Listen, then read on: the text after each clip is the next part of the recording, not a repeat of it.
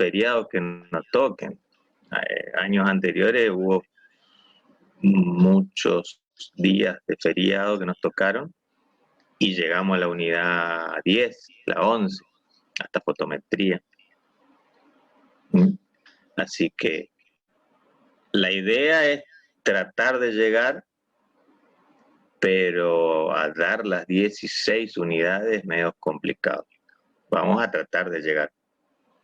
Pero hasta la 14, que sería polarización, hasta esa sí, generalmente se llega. Y yo creo que nosotros tenemos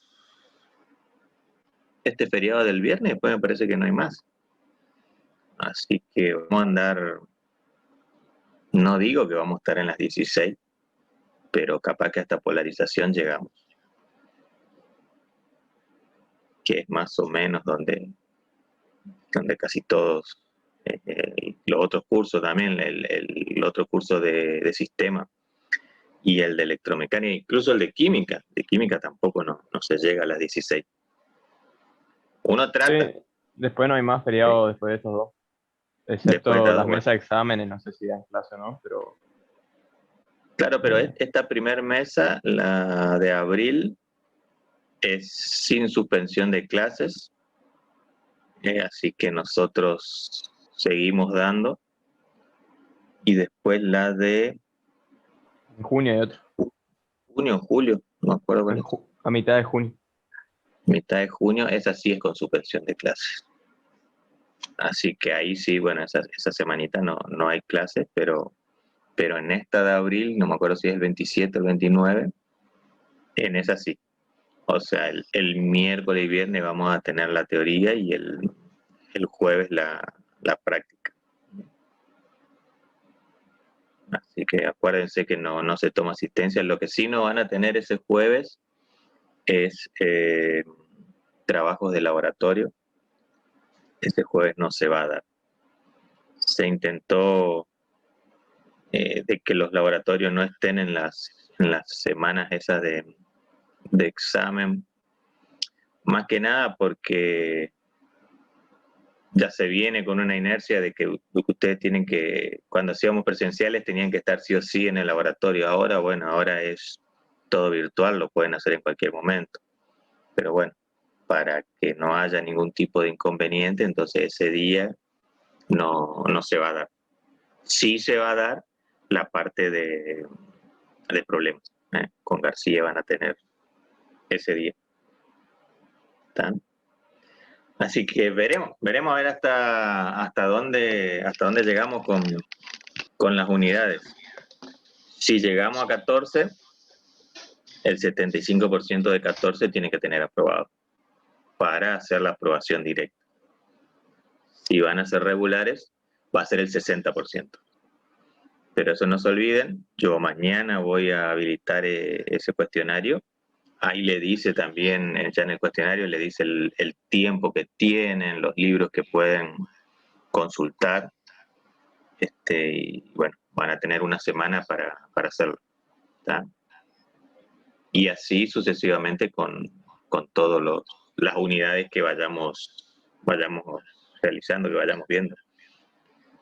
Termina esa semanita del cuestionario 1 y arranca el recuperatorio de ese cuestionario para aquellos que salieron mal. Acuérdense que pueden aprobar en cualquiera de las dos opciones. Se le va a tomar como aprobado en cualquiera de las dos. ¿Estamos? Así que, bueno, vemos a ver si podemos terminar la unidad 1. No nos queda mucho, nos queda más que nada estos ejemplos que estábamos viendo. Si ustedes se acuerdan, la otra clase habíamos visto lo que era la ley de Gauss, el cual nos dice de que el flujo a través de una superficie cerrada era igual a la carga neta que encierra esa superficie dividido epsilon sub 0, que es la permitividad del vacío. Si recuerdan, el flujo era la cantidad de líneas de campo eléctrico que pasaban a través de una superficie. Y no quedaba que era la integral del campo eléctrico por el diferencial de superficie. Esa superficie gaussiana no podía ser cualquier superficie, tenía que tener una serie de características para que nosotros podamos implementarla.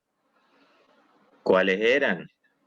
De que el campo eléctrico, primero que tenía que ser constante a través de esa superficie, y segundo, que tenía que ser perpendicular o paralelo a esa superficie. El campo eléctrico tiene que ser perpendicular o paralelo a la superficie que nosotros elegimos como superficie gaussiana. Esta superficie gaussiana o esta ley nos permite obtener el flujo, que en realidad lo que más le van a pedir siempre va a ser el campo eléctrico. Entonces sirve para obtener el campo eléctrico a través de una superficie.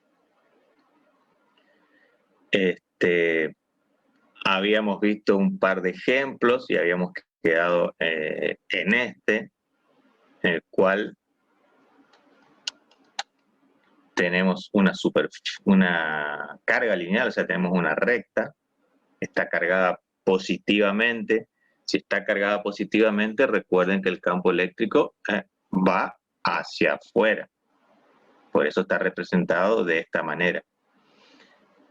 Elegimos una superficie gaussiana, un cilindro, con un radio R, una longitud L. O sea, ya nos está diciendo acá que queremos saber el campo eléctrico a una distancia R de esta carga lineal.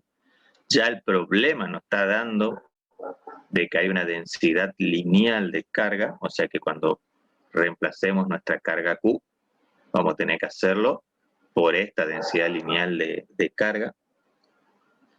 Entonces, si nosotros miramos de este lado de la izquierda, si hacemos una vista lateral desde acá, vamos a ver esto que está acá. Este redondito chiquito sería nuestra carga lineal.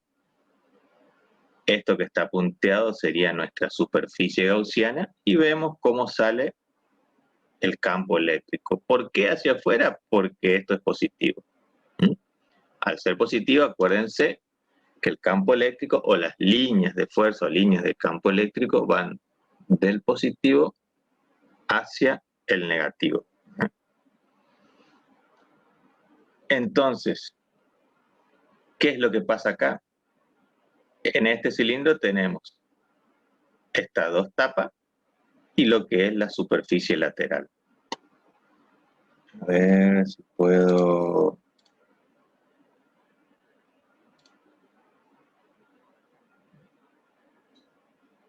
Una cosa que les dije, y les dije que le iba a hinchar bastante, acuérdense, el vector superficie, cómo lo representábamos.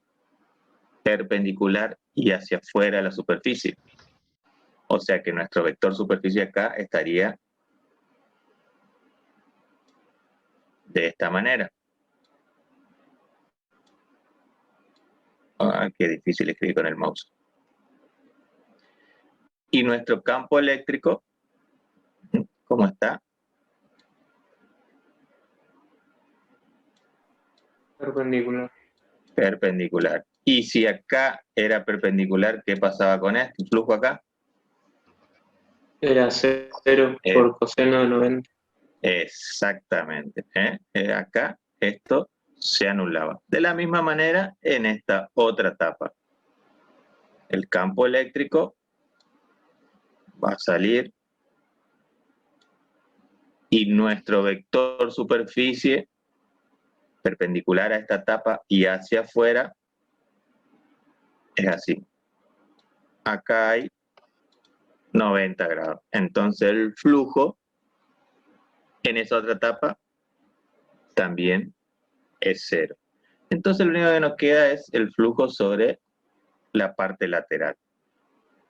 Es decir, que el campo, la integral de superficie del campo por ese elemento de superficie va a ser igual a la integral doble de la superficie lateral, o sea, de la superficie del costado del cilindro, el cual el campo eléctrico es constante, o sea que sale afuera de la integral. La integral de esto es la superficie, la superficie lateral del cilindro, que es 2pi r por L. Entonces tenemos la primer parte de la ley de Gauss, que es esto, es igual a E por 2pi por R por L. Pero a su vez, por Gauss, esto aquí era igual a la carga neta encerrada Q sobre epsilon sub 0. En este caso, como nos están indicando acá que tenemos una carga uniforme con densidad lineal, esta carga tenemos que reemplazarla. Acuérdense que la densidad lineal aquí era igual. Uy, qué difícil escribir esto. La carga sobre L. Entonces esto está dividiendo, pasa multiplicando y por eso acá me queda densidad lineal por L. Esto es el reemplazo de esto. Esto que está acá. ¿Cómo? Cuando usted dice la superficie gaussiana que nosotros elijamos, es por ejemplo que en un problema nos darán solamente la carga lineal infinitamente larga y que nos digan, elija la superficie gaussiana que mejor, no sé, No, o ya no nos dan todo. en todos los problemas le va a aparecer de esta manera. Le van a dibujar La superficie. acá, por ejemplo, la carga lineal y le van a decir, bueno, sacame el campo eléctrico a una distancia R y te van a dibujar. Donde no le van a dibujar, donde no te van a dibujar de esa manera, es cuando se trabaja con esferas, que ahora vamos a ver después de esto. Ahí no te lo van a dibujar, ahí lo tenés que hacer vos. Pero Y en este caso que son, sí, que son formas definidas, porque este es como un cilindro, después usted dijo la esfera, y si no fueran formas así, geométricas, por así decirlo. es que vos tenés que buscar una forma geométrica, porque acordate que en función de tu superficie vos sacás el campo eléctrico. No podés elegir cualquier cosa. Lo que vas a elegir casi siempre va a ser un cilindro o una esfera. Son los dos modelos que prácticamente vas a elegir, que son los dos que te van a servir para poder resolver cualquier tipo de estos problemas. De todas maneras, en los problemas le van a indicar así como donde le van a dar la superficie, entonces ustedes calculan. El que no le van a dar es en la esfera, que ahora lo vamos a ver, y por qué no le van a dar. Ahora después lo vemos. Y bueno, esto que está acá, densidad lineal por L sobre epsilon 0 es esta parte, lo cual va a ser igual a lo que hallamos, E por 2pi por R por L. Lo que nos está pidiendo es el campo eléctrico E. Entonces, esta L se va con esta L, y esto que está multiplicando pasa dividiendo. Y por eso nos queda que el campo eléctrico va a ser 1 sobre 2pi epsilon sobre lambda por lambda sobre R. De esta manera, ustedes pueden sacar el campo eléctrico para una carga lineal. El tema es esto, cuando lo que yo les decía. Fíjense, este es otro ejemplo. Acá lo que le pide es que el campo eléctrico, debido a una corteza esférica uniformemente cargada, o sea, uniformemente significa que está cargada. Al decir corteza esférica, es porque está en la parte de afuera, por así decirlo, en la superficie, uniformemente cargada, o sea, carga uniforme que tiene la misma cantidad de carga en toda la esfera. Y les pide para un radio R menor que el radio de la esfera y para un radio R mayor que el radio de la esfera. Entonces acá sí ustedes tienen que dibujar la superficie gaussiana. Entonces, ¿qué van a hacer? Van a dibujar una esfera. Bueno, eso debería ser redondo. Con un radio R. Para este primer caso, en el que el radio R minúscula es menor que el radio R mayúscula. ¿Cuál era una de las condiciones de Gauss? Si no hay carga neta encerrada, ¿qué pasaba con el flujo? Cero. Era igual a cero. Era igual a cero, exactamente. Porque la misma carga que entraban, era la misma línea que entraban, eran las mismas que salían. Son las mismas que salen. Bien, bien. Entonces, para este radio, si la carga está en la superficie, acá adentro, no hay nada. Está todo sobre la superficie. Acá adentro no hay carga. Y si no hay carga neta encerrada, no hay flujo. Por lo tanto, el campo eléctrico es igual a cero. Segundo caso, ahora sí, un radio mayor a este, es decir, que tendría que ser algo así. Wow, bueno, esto tiene que ser una esfera. Oh, mi pulso. Esto debería ser circular. Acá sí hay carga neta encerrada, que es la carga que está sobre la superficie. Este es R minúscula. Entonces hacemos lo mismo otra vez. La integral de superficie del campo eléctrico por el diferencial de superficie va a ser igual a la carga neta cerrada epsilon 0. En este caso, la carga neta encerrada, ¿cuál es? La carga Q, que está uniformemente distribuida en la superficie. Por eso ponemos Q sobre epsilon 0. Constante, así que sale afuera de la integral y nos queda la integral de la superficie de la esfera. 4pi r cuadrado. Y de acá sacamos el valor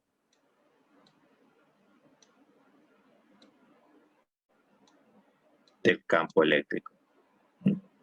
Si lo graficamos, como la carga está en la superficie, el campo eléctrico es 0, hasta que llegamos al valor de R.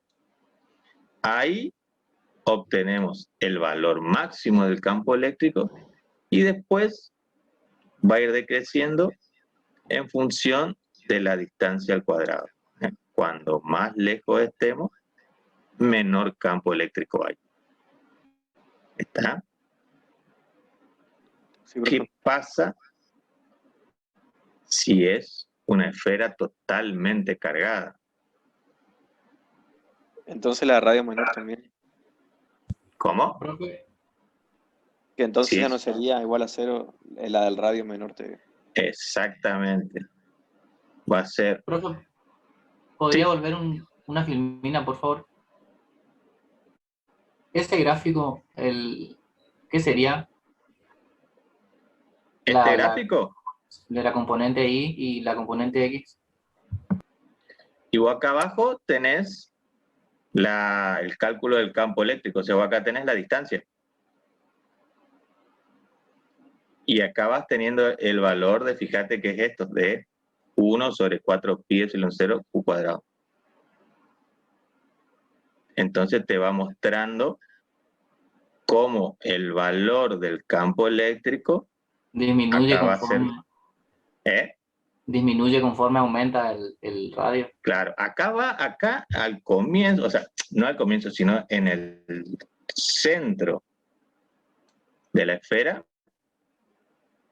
tenés un campo eléctrico 0 porque acá vos no tenés carga eléctrica. Sí, eso carga es eléctrica el gráfico, ¿no? Entonces, bueno, por eso tu campo eléctrico es 0, en función de la distancia, hasta Claro. que llegas A infinito. a R.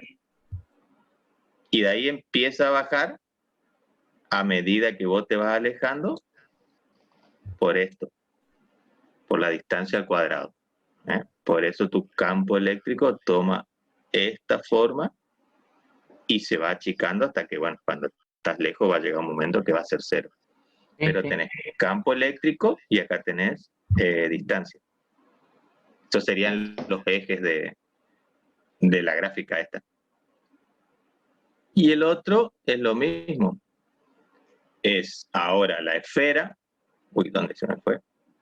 Acá. Pero está uniformemente cargada. O sea, está totalmente cargada. Ya no es como hoy que teníamos sobre la superficie nada más. Y nos pide también con un radio R menor que la R mayúscula y un R mayor. También se toma la superficie gaussiana. Fíjense, vamos a este caso también, por ahí que no les dije, esto debería ser perfectamente. Si acá tenemos nuestro campo eléctrico, sería saliente, y el vector de superficie que nosotros tomamos en este pedacito, como es perpendicular y hacia afuera.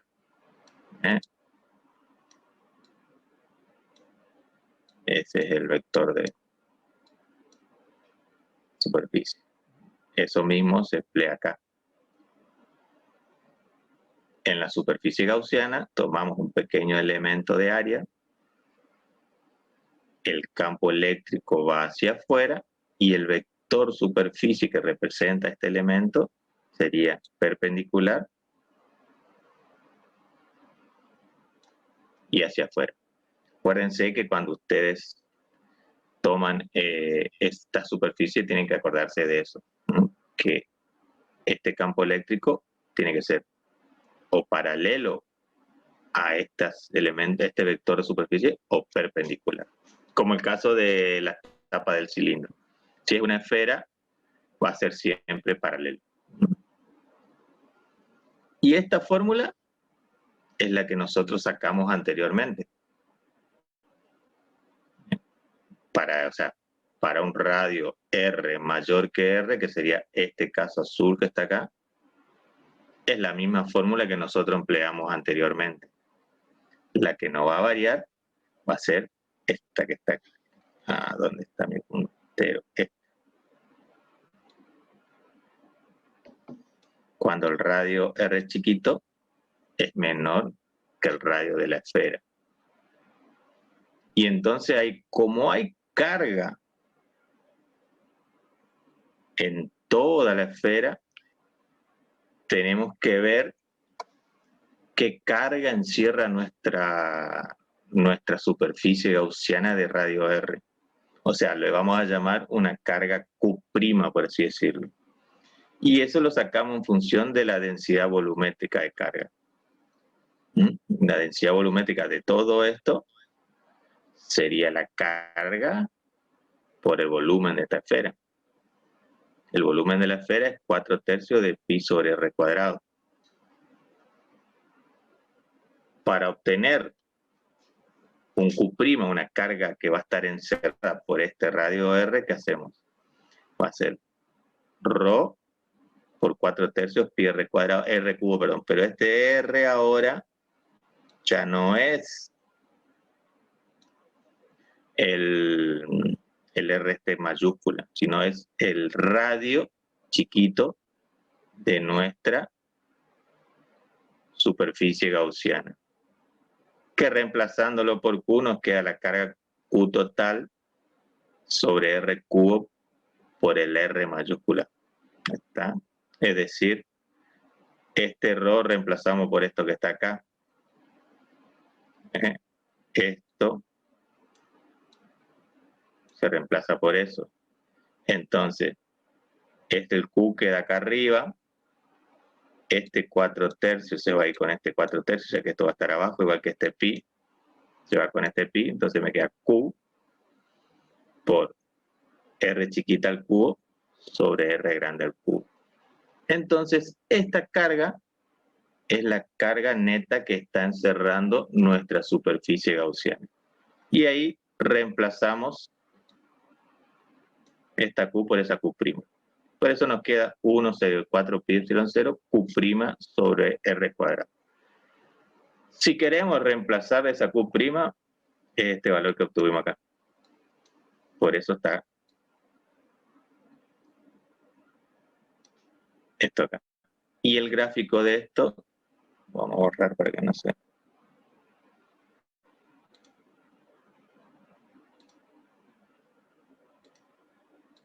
Bueno.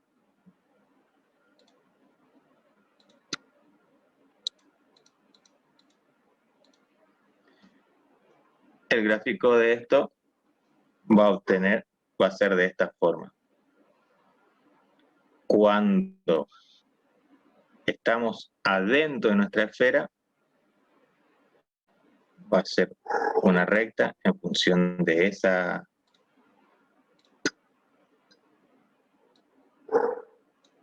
expresión. Y después va a ser como vimos anteriormente. Va a llegar a un tope máximo, que va a ser cuando coincidimos con el valor de nuestro radio de la esfera, y empieza a bajar. A medida que la distancia va creciendo, esto va disminuyendo hasta que se haga cero. Pero básicamente es así. Ustedes tienen que tomar, primero que nada, tienen que prestar atención a lo que le dice el problema. Si su esfera está completamente cargada o si su esfera está cargada en la superficie. Ahí va a estar la variación. Si está cargada en la superficie, significa que en el centro no va a haber carga, por lo tanto, su campo eléctrico es cero. Si su esfera está completamente cargada, tiene que emplear esta fórmula que está acá, la que recién vimos. A ver, ¿dónde está el puntero que se me pierde? Para un radio menor que el radio que es de la esfera, y después sí es el mismo para el radio mayor. Son dos maneras de obtener el campo eléctrico, pero siempre teniendo en cuenta esto. Si su esfera está cargada, si su esfera no está cargada superficialmente, pero lo tienen que hacer de esta manera. Y estos son los casos en los cuales no le van a dibujar la superficie gaussiana, pero lo tienen que hacer ustedes. Son esferas, entonces, bueno, si te pide un radio menor, va a ser una esfera más chiquitita que el radio de la esfera, y cuando el radio va a ser mayor, va a ser afuera.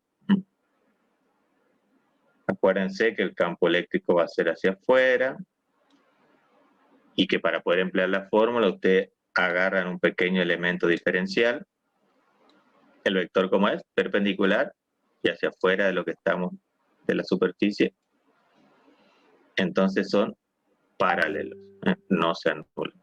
Se anulan solamente cuando hay 90 grados entre el campo eléctrico y el elemento diferencial de superficie. ¿Está? Después van a haber otros problemas en la parte práctica también. Van a haber un par de problemas con cilindros, van a haber así también con esferas, que básicamente es esto. ¿Alguna duda, chicos, hasta acá? ¿Se entendió? ¿No se entendió nada? Sí, se entendió, profe. ¿Seguimos? Sí. Estos son, bueno, yo ya le expliqué la otra vez, pero es una breve aplicación de lo que es la ley de Gauss. Esto es un cable coaxil. Siempre en el cable coaxil tenemos un cilindro en el centro, que es si ustedes pelaron alguna vez el cable, es el que ingresa en el televisor, el que hace contacto con el conector del televisor, y después lo cubre una malla de acero, que es para evitar de que las pérdidas, en realidad para evitar de que haya interferencias adentro en el conductor este que está acá en el medio. Entonces, bueno, se va a formar un campo eléctrico adentro. ¿Y cómo se calcula? Con Gauss. haciendo también una superficie gaussiana, adentro y otra afuera, y podés obtener el valor de un campo eléctrico que esté ahí adentro. Profe, ¿puede volver 2 segundos a la diapositiva anterior, por favor? ¿Esta o cuál? La anterior. ¿Esta o la otra? Esa. Voy a borrar un poquito para que no se... Esto está en el PDF que yo les pasé, ¿eh? Sí. Debe ser este PDF igual el mismo, capaz. Sí, o sea, el PDF es esto, digamos, pasado nomás, en vez de ser en PowerPoint, está en PDF. Es eso nada más, para que lo vean. Yo estoy borrando, como para que se vea mejor, no sé si querías que le borre o... No, ya está, profe, ya copié lo que tengo. Gracias. Está. Y lo que nos queda es de esta ley de Gauss, hay una forma diferencial, se le llama, que en realidad no la van a ocupar ustedes. Lo van a ver un poquito cuando después veamos ecuación de Poisson, que tampoco se lo ve muy tan profundamente, sino como para que ustedes tengan una idea. Y esta ecuación diferencial de Gauss está basado en el teorema de la divergencia. Ese teorema lo que hace es esta integral de superficie, la convierte en una integral de volumen. Integra el volumen que encierra esta superficie. ¿Y qué es la divergencia? La divergencia en realidad es un valor, es una aplicación que hacemos sobre un vector y que nos devuelve un escalar. Para este caso de la ley de Gauss, ¿qué es lo que nos está diciendo esto? Nos indica si tenemos un flujo positivo o un flujo negativo.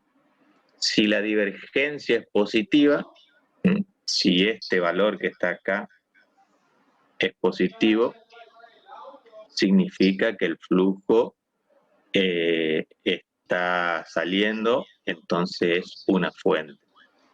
Si ese valor es negativo, significa que el flujo está entrando y es un sumidero. Y lo que hizo Gauss es eso, la divergencia, ustedes por ahí lo van a ver como hecho de manera de derivadas parciales.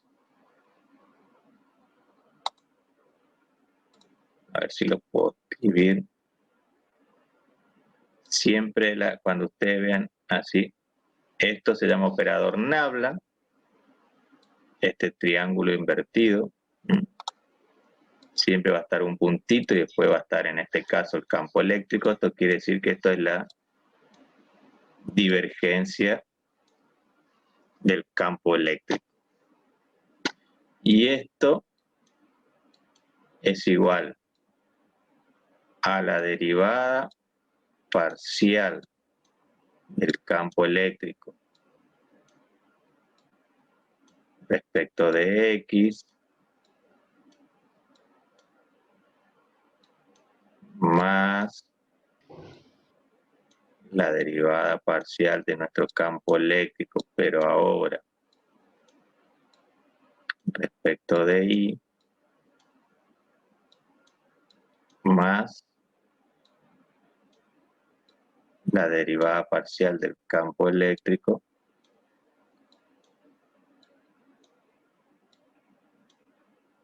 con respecto de Z. Al resolver esto, Esto le da un valor. Por eso, la divergencia siempre trabaja con un vector, que sería nuestro campo eléctrico, y nos devuelve un escalar. Si ese valor es positivo, es una fuente, es decir, el flujo está saliendo. Si ese valor es negativo, es un sumidero, el flujo está entrando. Y lo único que hizo fue poner, o sea, igualar ambas leyes, la ley de Gauss y el teorema de la divergencia.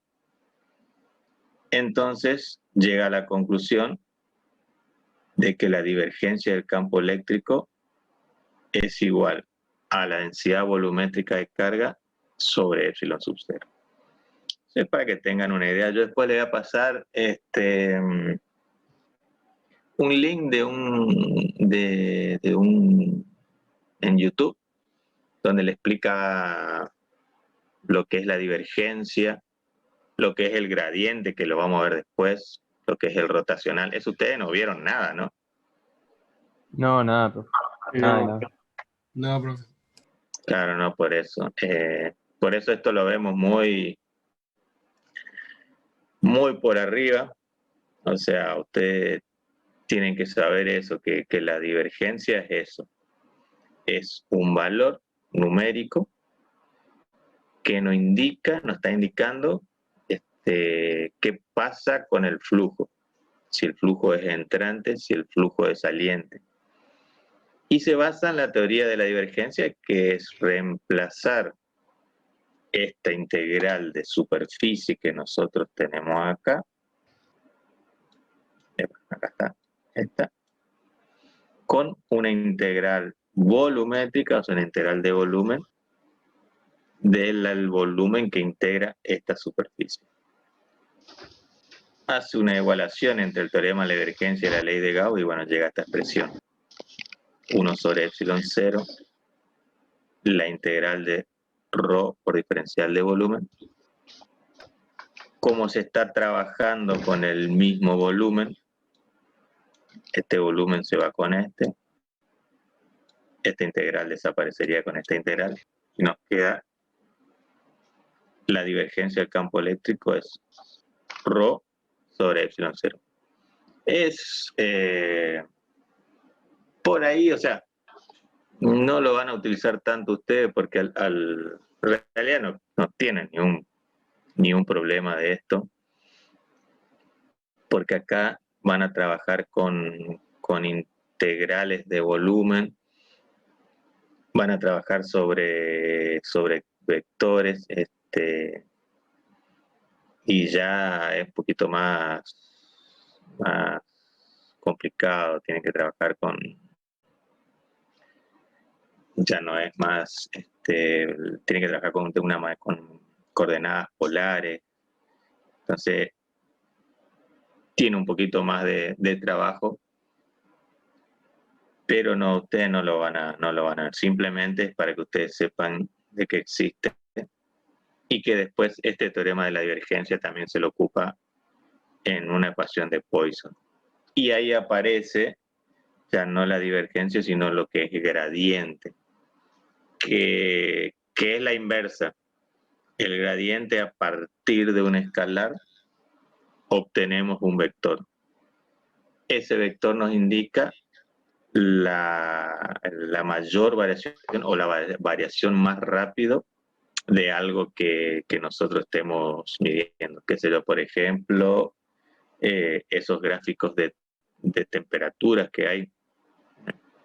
Entonces, un vector ahí, las temperaturas es algo escalar.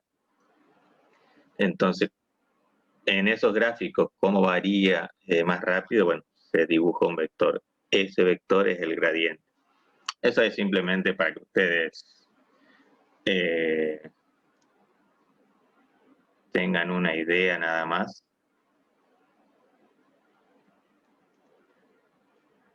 Así que con eso estaríamos terminando lo que es la